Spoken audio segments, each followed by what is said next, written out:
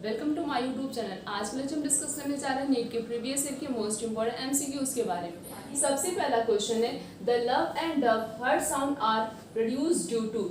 Love और heart sound जो produce होता है हमारे हर्ट से, वो किस कंडीशन में प्रोड्यूस होता है? पहला ऑप्शन है ओपनिंग ऑफ हर्ट वॉल, क्या हर्ट की जो वॉल्व होती वो ओपन होती तब प्रोड्यूस होता है, या फिर एक्शन ऑफ पेपलरी मसल्स, हमारी जो हर्ट्स होता है, जैसे ये हमारा हर्ट है, नॉर्मली हर्ट बनाते तो यहाँ पे जो वेंट्रिकल होता है उसमें छोटी छोटी क्या होती है, बहुत सारी छोटी छोटी मसल्स प्रेजेंट होती, इसे क्या बोलते हैं, इसी को कहते हैं पेपलरी मसल्स। क्या पेपलरी मसल्स के एक्शन की वजह से लव और डव साउंड प्रोड्यूस होता है, या फिर क्लोजिंग ऑफ हर्ट वॉल, या फिर हर्ट की वॉल क्लोज होती उस कंडीशन में लव और डब साउंड प्रोड्यूस होता है, या फिर एक्टिविटी ऑफ पेसमेकर की एक्टिविटी की वजह से जो है लव और डब साउंड प्रोड्यूस होता है।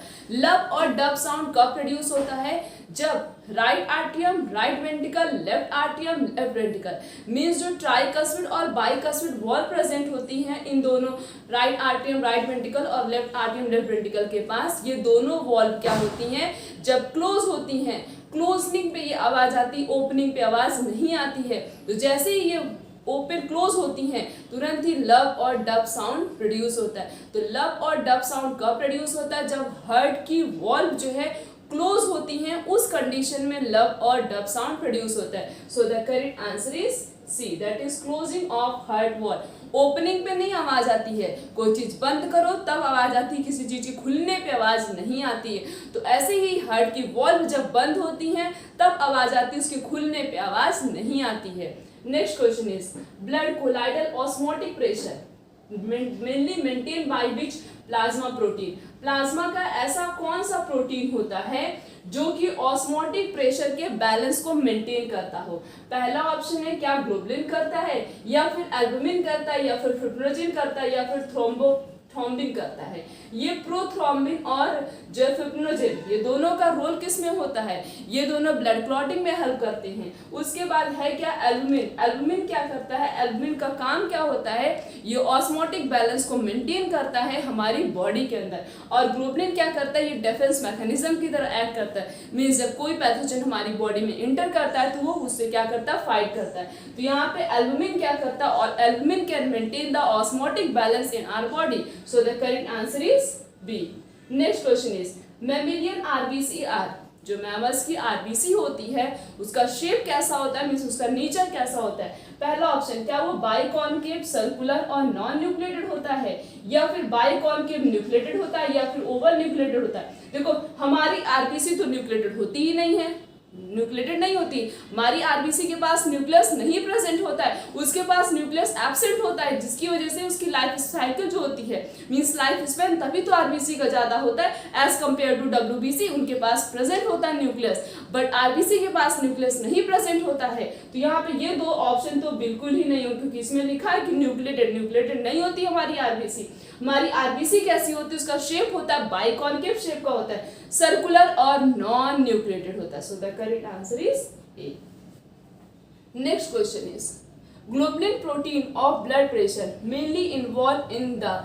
ग्लोबुलिन प्रोटीन जो होता है ये किस में हेल्प करता है? क्लॉटिंग में तो नहीं करता, क्योंकि अभी हमने बात की है फिब्रिनोजेन क्या करता है, क्लॉटिंग में हेल्प करता है। ऑस्मोटिक बैलेंस में कौन हेल्प करता है? एल्बुमिन करता है। बचा क्या? Defence mechanism. इसका मतलब हमारा ग्लोबुलिन क्या करता है? डिफेंस मैकेनिज्म में हेल्प करता है। नीट में सबसे बेस्ट तरीका होता है पेपर सॉल्व करने का, जैसे अगर हम क्वेश्चन पढ़ लिए, जैसे हमने ये पढ़ लिया, हमें पता नहीं ग्लोबुलिन का काम क्या होता है, अगर हमें दो का फंक्शन पता है, मींस फिब्रिनोजेन को क्लॉटिंग में कौन हेल्प करता है और जो है ऑस्मोटिक बैलेंस को कौन मेंटेन करता है, तो हम इजीली सॉल्व कर सकते हैं। तो इस तरीके से पहले हम क्वेश्चन पढ़ेंगे, फिर चारों ऑप्शन पढ़ेंगे, उसके बाद जो उससे रिलेट कर रहा है उसी पे हम टिक करेंगे। ये नहीं कि हमने थोड़ा सा पढ़ लिया उसके बाद टिक कर देंगे। ये जरूर देखना है कि कौन स्टेटमेंट, जैसे ज्यादातर स्टेट कैसे पूछा था, करेक्ट इनकरेक्ट पूछा था, कौन सा स्टेटमेंट मिसमैच कर रहा है, कौन सा मैच कर रहा है, कौन सा इसके लिए नहीं होगा। तो इस तरीके से अगर हम क्लियरली पढ़ेंगे तब क्या होगा, इजिली हमारा क्वेश्चन हो जाएगा। आज जैसे यहाँ पे हमें पता चल गया कि क्लॉटिंग में कौन हेल्प करता है, फिब्रिनोजेन करता है। ऑस्मोटिक बैलेंस में कौन हेल्प करता है, ऑस्मोटिक बैलेंस में जो एल्बुमिन करता है। बचा क्या, नन तो होगा नहीं, बचा क्या, डिफेंस मैकेनिज्म। इसका मतलब ग्लोबुलिन क्या करता है, डिफेंस मैकेनिज्म में हेल्प करता है। So the correct answer is C. Next question is, person with dash and dash blood group are called universal recipient and universal donor. जो पहला गैपिंग दी गई, इसमें हमें ये बताना है कि कौन सा ऐसा ब्लड ग्रुप है जिसको यूनिवर्सल रेसिपिएंट कहते हैं और ऐसा कौन सा ब्लड ग्रुप है जिसको यूनिवर्सल डोनर कहते हैं। पहला ऑप्शन है, क्या ए बी निगेटिव को कहते हैं, या फिर ओ पॉजिटिव को कहते हैं, या फिर O positive A B negative, या फिर O negative A B positive, या फिर A B positive O negative.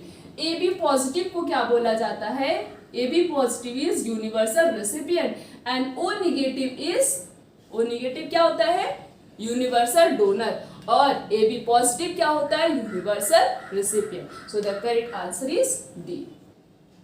Next question is ABO blood grouping is based on. ये जो ABO ब्लड ग्रुपिंग होता है वो किस पे बेस्ड होता है।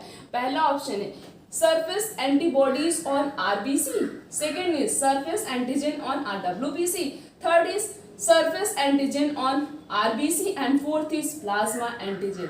ABO blood grouping is based on the surface antigen on RBC. RBC के सरफेस पे जो एंटीजन प्रेजेंट होता है उस पे जो है हमारा ब्लड ग्रुप जो होता है ABO ब्लड ग्रुपिंग जो होता है वो उसके ऊपर टोटली बेस्ड होता है। So the correct answer is C. Next question is blood clotting requires. अब जो क्लॉटिंग होती है उसको रोकने के लिए किसकी किसकी जरूरत पड़ती है, कौन कौन सा चीज जैसे हमारी बॉडी में मटेरियल प्रेजेंट होता है जो ब्लड क्लॉटिंग में हेल्प करता है। फर्स्ट ऑप्शन इज क्या Na+ K+ करता है, या फिर Na+ और प्रोथ्रोम्बिन करता है, या फिर Na+ और थ्रोम्बोप्लास्टिन करता है, या फिर C++ थ्रोम्बोप्लास्ट। कैल्शियम और थ्रोम्बोप्लास्टिन बहुत इंपॉर्टेंट रोल प्ले करता है। किसमें प्ले करता है, ब्लड की क्लॉटिंग में। अगर हमारी बॉडी के अंदर बहुत नंबर्स ऑफ कैल्शियम प्रेजेंट है तो कभी भी अगर हमें मतलब चोट लगती है, खून निकलने लगता है, तो थोड़ी देर बाद क्या होगा, क्लॉटिंग हो जाएगी। मीन्स थोड़ी देर बाद हमारा ब्लीडिंग स्टॉप हो जाता है, स्टॉप बंद हो जाता है। ठीक है, तो कैल्शियम और थ्रोम्बोप्लास्टिन बहुत इंपॉर्टेंट रोल प्ले करता है किसमें, ब्लड की क्लॉटिंग में। सो the correct answer is D.